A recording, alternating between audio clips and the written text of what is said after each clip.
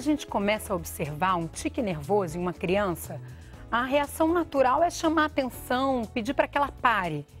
Mas o tique, também conhecido como cacuete, é um comportamento involuntário. Em alguns casos, ele pode até desaparecer em pouco tempo, mas em outros, permanece. E quando isso acontece, pode ser sintoma de algo mais sério, a síndrome de Tourette. Hoje nós vamos ouvir o depoimento de crianças que sofrem com o preconceito por ter a síndrome. O problema não tem cura, mas pode ser bem mais fácil conviver com ele se houver compreensão e respeito. É sobre isso que a gente conversa no programa de hoje.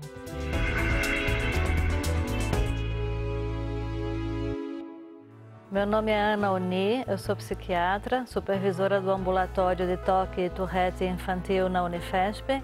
Eu estou aqui hoje com vocês para falar sobre tiques e síndrome de Tourette. Tudo bem, doutora Ana, como vai? Muito bem, obrigada por participar, por me convidarem para participar desse programa. A gente que agradece para entender esse assunto que é tão pouco conhecido, né? Que é a síndrome de Tourette. Mas a gente vai começar, antes de entrar nesse assunto, a gente vai começar entendendo o que é o tique nervoso. Né? Quando que essa manifestação ela costuma aparecer na criança, por exemplo? A primeira coisa que a gente tem que dizer é que não necessariamente o tique é nervoso.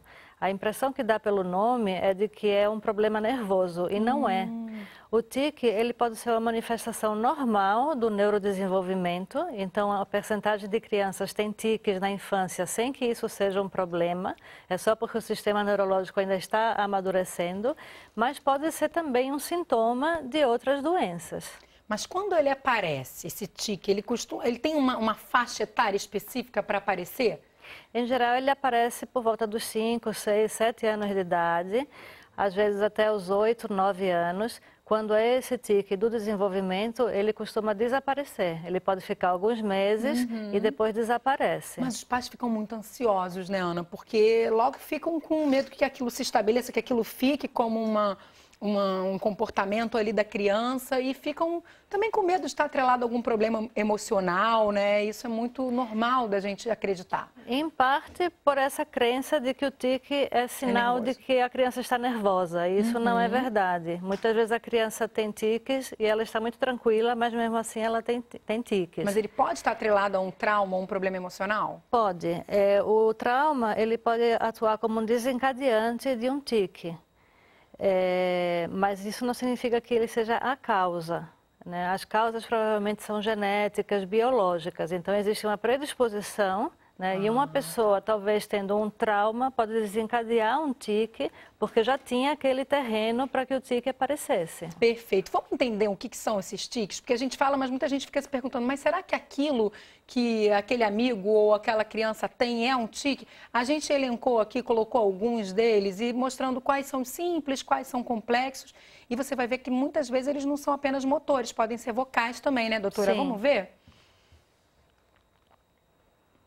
Olha lá, a gente começou então com o tique motor simples. Queria que você falasse um pouquinho, desse alguns exemplos, a gente colocou alguns ali, se você quiser acrescentar.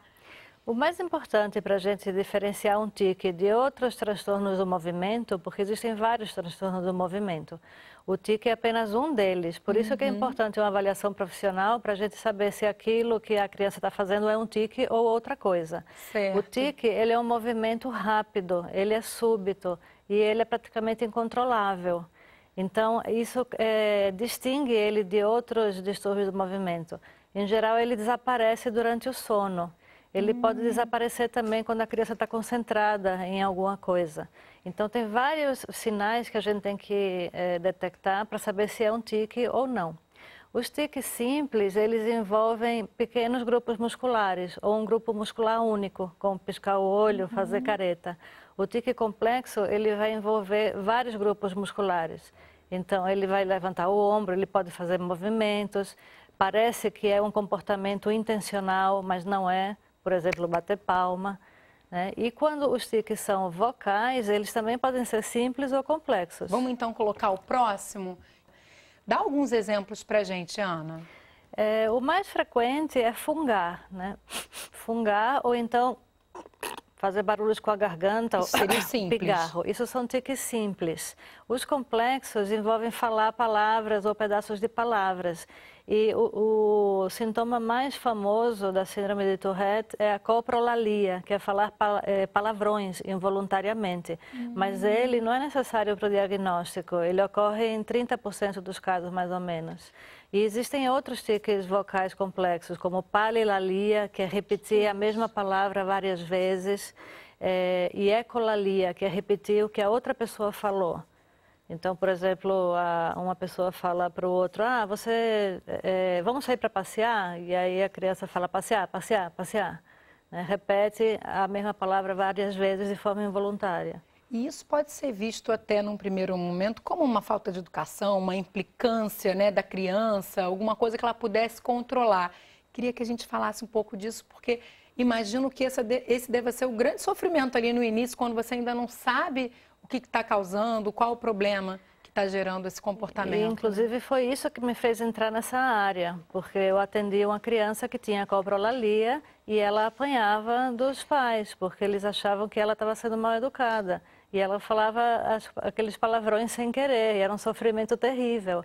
Então, foi a partir daí que eu comecei a estudar isso e entrei a... Mas você ainda não tinha se aprofundado no tema, mas você já conhecia, já sabia que isso era... Eu sabia o que era, mas aí a partir daí eu abri o ambulatório e aí comecei a receber mais casos e comecei a publicar e pesquisar no assunto. E os pais, de uma forma geral, têm resistência em aceitar que isso de fato é involuntário? Eles resistem, mas os pais eles são os primeiros a tentar entender qual o problema. O pior é que as pessoas que convivem com a criança, os professores inclusive na escola, aceitem. Então isso é o mais difícil, porque muitas vezes o próprio professor não se convence muito de que aquilo é um problema, que aquilo é involuntário. Né? Sempre existe a desconfiança, será que ele está fingindo? Será que ele está... me enganando, né? Será que ele está usando isso como desculpa? Num espaço justamente onde deveria haver tolerância e respeito à diferença, você encontra a intolerância, né, por parte dos professores, que acaba se reproduzindo ali no ambiente escolar. As crianças também têm muita dificuldade, os colegas, em entender isso, né? O preconceito existe em todas as faixas etárias. A diferença é que a criança, ela não se inibe e ela provoca o bullying, né, o tão chamado bullying. Mas esse preconceito existe entre os adultos também. Então, os adultos com Tourette têm dificuldade de se relacionar, de arrumar um companheiro, um namorado, porque todo mundo acha estranho, acha que a pessoa vai ser louca, né? Eles acham que pelo fato da pessoa ter tiques, ela deve ter algum problema, ela deve ser louca, não deve ser normal. Existe todo esse preconceito. E existe preconceito, inclusive, de pacientes contra médicos. Recentemente eu atendi uma médica que disse, os pacientes dizem que não querem ser atendidos por uma médica que tem trimeliques. Né? Então, assim, o preconceito é muito amplo. Então, uma das coisas que eu tento sempre é isso, é tentar alertar e mostrar que aquilo é involuntário. Quer dizer, a pessoa não pode controlar e evitar que isso aconteça. Não afeta a inteligência, não afeta o caráter da pessoa. Vamos voltar um pouquinho, porque a gente acabou misturando os dois assuntos. Eu queria entender de forma bem clara o que pode ser já um sinal, um sintoma de Tourette, né? Você me deu alguns exemplos, mas acredito que tenha outros sinais aí que já configurem a síndrome, né? E o que pode ser um tique simples, né? O tique simples, ele normalmente não vem acompanhado de outros, e na Tourette é diferente. Fala um pouquinho sobre isso. Os tiques simples, em geral, são tiques únicos. Ou só piscar os olhos, ou só mexer o ombro. E eles são ou só motores, ou só vocais, fônicos. Quando tem os dois, é Tourette. Então, quer dizer, necessariamente no Tourette você tem que ter um tique fônico com um tique motor. Isso, essa é a definição diagnóstica. Né? Para você diagnosticar Tourette, tem que ter pelo menos um vocal, além dos motores, não necessariamente ao mesmo tempo. Você pode ter vários meses de tiques motores, depois algum mês de tique vocal, depois não ter mais vocal. Mas como teve os dois, o critério diagnóstico é que é Tourette. Então não interessa muito o nome que se dá. O problema de base é o mesmo, são tiques crônicos. E esses tiques no Tourette não necessariamente serão sempre os mesmos? Vão variando ao longo do tempo. existe uma coisa que a gente chama de progressão rostrocaudal. Em geral, começa em cima. Então, o mais frequente é que comece com piscar de olhos e depois vai descendo. Então, nariz, boca, ombros, braços, pernas. Isso vai evoluindo ao longo do tempo. Certo, Ana. Vamos, antes de fechar esse bloco, já entender, conhecer melhor esse assunto. Eu acho que nada melhor para isso do que ouvir quem realmente sofra com um problema. E a gente trouxe um vídeo bem interessante, que é um vídeo feito com crianças que têm a síndrome de Tourette. Vamos ver? Tourette syndrome is a certain brain defect. It's a neurological problem that I was born with. That causes you to tick. Tics control our bodies. They come all the time. Coffee! It's there. Why do you have to make fun of it? They just think I'm real crazy. A person who has Tourette's isn't like a whole another person. Like me. I'm a regular kid. It feels weird because I'm in control of everything else. Why aren't I in control of that? Why can't I stop myself from doing that? Well, there it is. Try to hold back too much. You can't think of anything except holding them back, and you can't think of anything except doing them. I do that. Like I didn't mean to. Tics it's like an itch. Like you have to scratch it. You just do it. It's like controlling you, and you feel like you have to do it or else something's gonna happen. When I'm having a bad day and a lot of tics are coming out, I go really pretty much crazy. They called me a monster. I felt terrible. I felt like I was evil. Stand up, dust yourself off, and say, you know what, this sucks, but I'm gonna have to deal with it, you know? Kids with Tourette syndrome are just like any other kid, just with a few disabilities. But overall, we're like you. Muito bonito esse vídeo, né? É. Eu sempre que vejo fico emocionada porque, primeiro, são crianças falando do próprio problema, das próprias limitações, e vem essa questão do custo emocional que é para elas ter que tentar controlar, porque é isso que a sociedade pede a elas. Isso. Né? Por isso que uma das orientações é a criança já tenta se controlar sozinha. Então, não peça que ela se controle, porque isso só aumenta a carga de estresse e de ansiedade. E quando a criança chega em casa, no fim do dia, depois de passar o dia inteiro tentando se controlar, deixa ela à vontade em casa fazer todos os tiques que ela queira. E num caso normal em que a criança comece com esse tique, você ainda não sabe se é Tourette, se não é, os pais também não devem chamar atenção? Não. Porque quanto mais você chama atenção, mais eles vão ter vontade de fazer o tique. Ele mais vai prestar atenção naquilo, né? Vai ficar com aquela vontade de... como dizer, não pense no elefante branco no meio da sala. Então, mais ou menos isso. Se você fala, para de fazer o tique, aí é que ele vai lembrar do tique e vai fazer. Inclusive, tiques que desapareceram há muitos meses, se você lembra, e aquele seu tique e tal, aí ele lembra e faz o tique. Então, o ideal é tentar não se concentrar neles.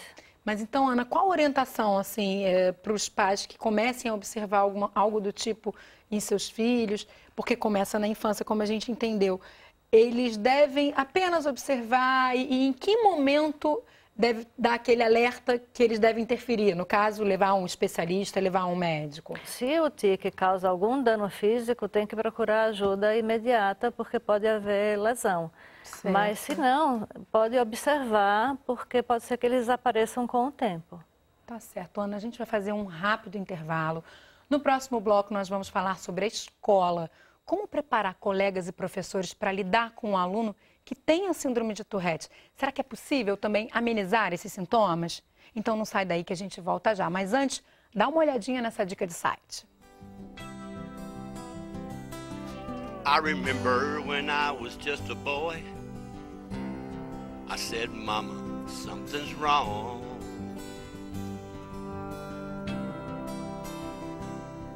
Why do I do these things I do?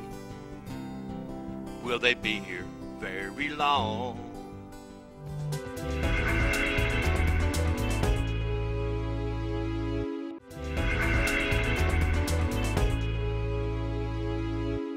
O Ligado em Saúde está de volta. Hoje a gente começou o programa falando sobre os tipos de tique e agora, depois, no segundo bloco, no finalzinho, sobre a síndrome de Tourette. A gente continua conversando sobre essa síndrome. Quem está explicando esse tema para a gente é a psiquiatra Ana Gabriela Uni.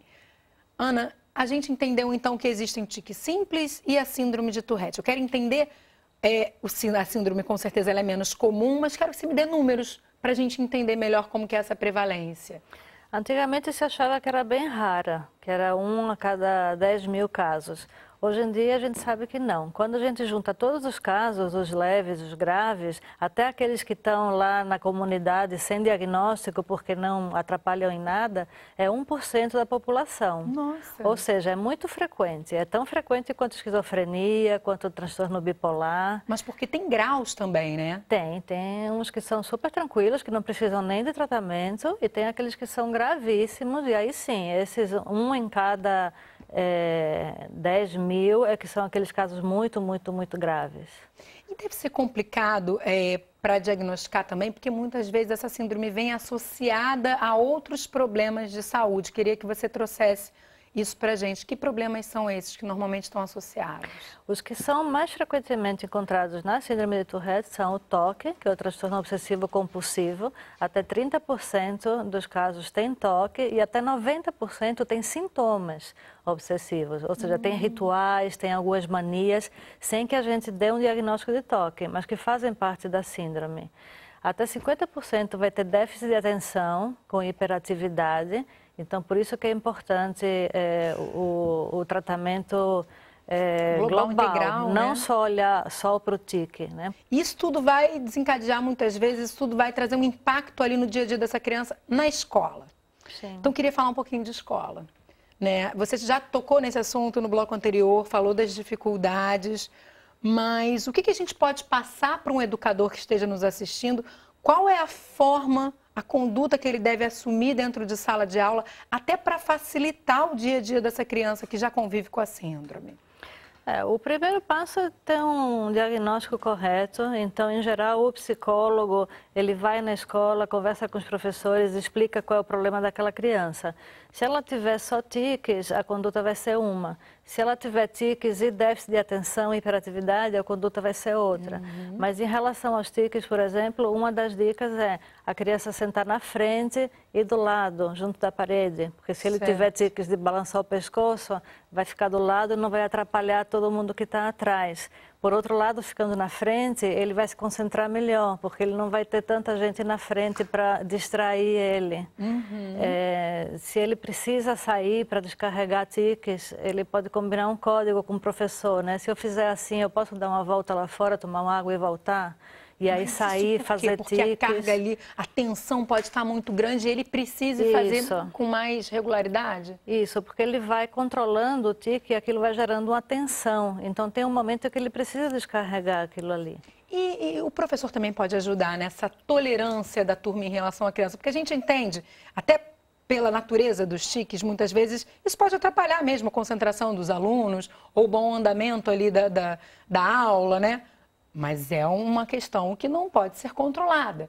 Então, como que o professor deve lidar também com os alunos da escola para que isso seja bem aceito? Em geral, tem que explicar, né, que é incontrolável. Se a criança estiver em tratamento, dizer que a criança tem tratamento, que ela está em fase de tratamento, que provavelmente isso vai melhorar. Enquanto não melhorar, não chamar atenção, não falar, deixar a criança se sentir o mais à vontade possível. Porque se ela, imagine a carga de tensão que a criança tem de se controlar, né, monitorar os tiques para não fazer tiques e ao mesmo tempo prestar atenção numa aula.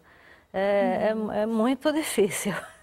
Com certeza. Eu atendi recentemente uma criança de uns 11 anos de idade e a impressão que dava era de que a criança estava possuída por um demônio. Ela se batia, ela própria se batia, né? E aí ela batia no rosto e aí ela tinha coprolalia, então xingava os pais e aí se sentia culpada porque tinha xingado os pais e se batia. Então, assim, era uma coisa que para quem olhasse de fora ia dizer, isso é uma possessão demoníaca. Esse caso me impressionou muito, né? Mas assim, na primeira dose de medicação já teve um alívio de 80% e ela está ótima hoje em dia, super bem na escola, inteligentíssima. Porque não afeta a inteligência nem Não a afeta a capacidade de inteligência. aprendizado. É óbvio que crianças com deficiência mental podem ter Tourette também, mas o Tourette não afeta a inteligência. E essa história que você trouxe deixa para a gente muito claro como deve ser difícil você criar vínculos sociais, né, a partir desses sintomas, por conta desses sintomas. Mas você disse que a medicação, no caso dele, aliviou. Que medicação é essa, né? E eu vi que muitas vezes a medicação pode até aumentar um caso de déficit de atenção, pode deixar essa criança mais dispersa. Queria saber também se existe alternativa, então, a isso. Existem várias medicações para tratar os tiques, não existe remédio específico para tiques. O que a gente usa são medicações que têm como consequência alívio dos tiques. Então, as que a gente sempre teve, as primeiras a serem testadas foram as medicações para esquizofrenia. As medicações para esquizofrenia que a gente tem são medicações com muitos efeitos colaterais. E como as crianças são crianças que estão em desenvolvimento e que provavelmente vão tomar durante muitos anos, o ideal é que a gente escolha sempre as medicações mais seguras. As medicações mais seguras e com menos efeitos colaterais são as mais novas, as mais caras e as que estão no alto custo. E, infelizmente, as medicações de alto custo não são liberadas para Tourette. Então, isso a gente está falando do Sistema Único de Saúde. No SUS, claro, na clínica particular não tem o menor problema. Mas no SUS a gente tem dificuldade de tratar com as melhores medicações dessas crianças porque elas não estão disponíveis para a síndrome de Tourette. Sim. E aí a gente usa vários tipos de medicação, né? Medicações antipsicóticas, anticonvulsivantes, até antihipertensivos. Enfim, existe uma gama enorme de medicações que podem ajudar. Mas esses medicamentos, então, retomando, existem e no caso do SUS são liberados para diagnóstico de esquizofrenia. Isso. Então seria o caso de fazer uma adaptação, né? Até de entender, na portaria, na dispensação desses medicamentos, entender que eles podem ser muito úteis para as crianças e para os adultos, para quem sofre com a síndrome. Seria isso. Fica então essa demanda, né, Ana? Sim, está aí a demanda, né? Precisamos muito disso. E a gente está muito falando de criança, né? Mas adultos também sofrem com o problema, até porque vão crescer e continua, não tem cura, né, Ana? 1/3 dos casos tem remissão espontânea na vida adulta. Então, quando a criança chega, a gente não tem bola de cristal para dizer, olha, você vai ser sorteado e vai estar nesse 1/3 que vai ficar bom. Até porque é 1/3 só também, né? Mas assim, 1/3 fica bom, sem tiques. Outro terço vai continuar igual. E outro terço vai continuar tendo tiques mais leves. Então, assim, o prognóstico em geral é bom. 2/3 dos casos têm um prognóstico bom. Aquele caso mais grave, que é esse 1 para cada 1000, realmente são casos que continuam muito graves até na idade adulta, né? Que são os casos que não melhoram com absolutamente nada e que teria indicação de fazer uma cirurgia. Cirurgia? Que cirurgia é essa? Tem uma cirurgia que é experimental ainda, que é a estimulação cerebral profunda. Não tem muitos casos publicados na literatura, tem em torno de 100 e poucos casos. Isso é muito pouco comparado com as cirurgias de Parkinson, que tem mais de 4.000 casos já publicados. E como os pacientes com Tourette são muito diferentes uns dos outros, com vários tipos de tiques e sintomas, não se sabe ainda exatamente onde no cérebro você tem que agir. Então, por isso que ela é considerada experimental, porque você não sabe exatamente onde você tem que agir no cérebro e se você vai ter resultado ou não. Então, a média de melhora é em torno de 50% a 60%. É uma coisa ótima para quem nunca tinha melhorado com nada, mas ainda não está liberada no SUS e ainda é considerada experimental. Mas a ideia é que com o passar do tempo ela possa ser oferecida para mais pessoas e com segurança. E a psicoterapia entra também para atuar nos sintomas ou para melhorar esse lado social e até uma ansiedade que a criança possa ter? Tudo, desde para trabalhar sintomas associados, como o toque, depressão, baixa autoestima, relacionamentos sociais, relacionamento familiar, com os tiques em si. Existem técnicas dentro da terapia comportamental, que se chama reversão de hábito, que ajuda a modificar esses tiques. Perfeito. Ana, vamos mostrar seu livro? Aqui, o título é Tiques, Cacuetes e Síndrome de Tourette. Um manual para pacientes, seus familiares, educadores e profissionais de saúde. Esse é o único livro que a gente tem no Brasil, né? Eu organizei o livro de maneira que ele tivesse informação científica precisa e atualizada, está na 2ª edição, mas numa linguagem acessível para que todos possam se beneficiar. Então, os pacientes, os familiares, os professores, os psicólogos e qualquer profissional de saúde que quiser saber mais sobre a síndrome de Tourette, eu recomendo que leia esse livro. E ele é fácil de encontrar? Está nas livrarias? Está nas livrarias da editora Arte Média, eles têm um site, eles entregam no Brasil inteiro, então é fácil de conseguir. E tem a versão em e-book também. Eu queria aproveitar para dizer aos pacientes e aos familiares que é possível conseguir o equilíbrio. Às vezes ele é lento e pode demorar, mas ele é possível e não se deve desistir, porque uma hora chega lá. Se a gente não chega lá é porque não chegamos no fim. Muito obrigada, Ana. Muito obrigada mesmo por sua presença. Eu espero que esse programa consiga contribuir bastante para essas informações, né? O conhecimento é o que leva a gente a essa aceitação e até quem sofre do problema a se aceitar também. Sim. Né? Muito obrigada pela sua participação. Até uma próxima oportunidade. Obrigada. Hoje a gente conversou então sobre tique e síndrome de Tourette, mas se você tem alguma outra sugestão de tema ou até uma dúvida de saúde, escreve pra gente. Além dos contatos que estão aí na sua tela, agora você também pode falar com a equipe do programa pela nossa página no Facebook. É só curtir e participar. A gente se encontra no próximo Ligado em Saúde. Eu espero você.